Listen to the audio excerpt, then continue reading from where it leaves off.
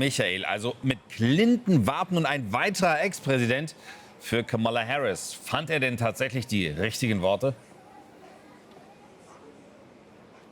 Naja, Bill Clinton ist nicht Barack Obama. Er schwächelt ein bisschen, ist körperlich auch ja angeschlagen. Man hörte es ja auch an seiner Stimme, vor 2 Tagen 78 geworden. Das ist vielleicht nicht mehr so dynamisch, und er wurde auch nicht so gefeiert wie Michelle Obama oder Barack Obama dann gestern. Aber er kann dennoch noch begeistern. Er hat Donald Trump zerpflückt, der ja immer nur me sagt, aber ja, Kamala Harris, you. Also hat er die Unterschiede herausgearbeitet und hat vor allen Dingen davor noch einmal gewarnt, jetzt nicht zu selbstzufrieden zu sein, also zu kämpfen, also um jede Wählerstimme. Also da hat er auch das Tremolo von Barack Obama gestern aufgenommen und er wurde gefeiert, ja, auf jeden Fall, und endete seine Rede damit, dass er seinen Teil machen werde, aber jetzt die Delegierten, die Partei, ihren Teil natürlich auch tun müssen. Also Wahlkämpfen, rausgehen, an die Türen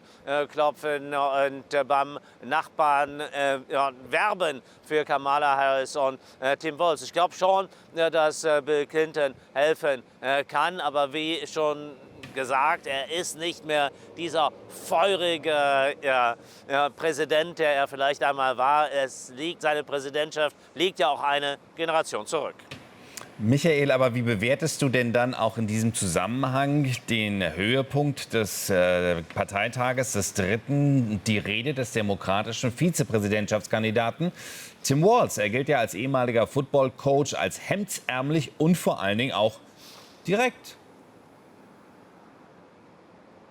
Also um zuerst mal aufzugreifen, den ehemaligen Fußballcoach, der Footballcoach. Er wurde ja auch hier gefeiert mit Coach rufen, was vielleicht ein bisschen auffällig gewesen ist, dass die Rede eigentlich gar nicht so lang gewesen ist. Sie war relativ prägnant, relativ kurz zusammengefasst und er hat beim Publikum auf jeden Fall angedockt. Das konnte man klar erkennen und er macht natürlich den einfachen Mann von der Straße, der keinen Yale-Abschluss hat. Und dafür hat Kamala Harris ihn ja auch ausgewählt, dass er also die einfacheren, ländlicheren Gegenden vielleicht dann auch das einfachere Volk, wie man vielleicht so unschön sagen könnte, bespielen soll und dort werben soll. Und er natürlich auch rausgehen jetzt aus dem Schützengraben. Wir sind in der Offensive, wir können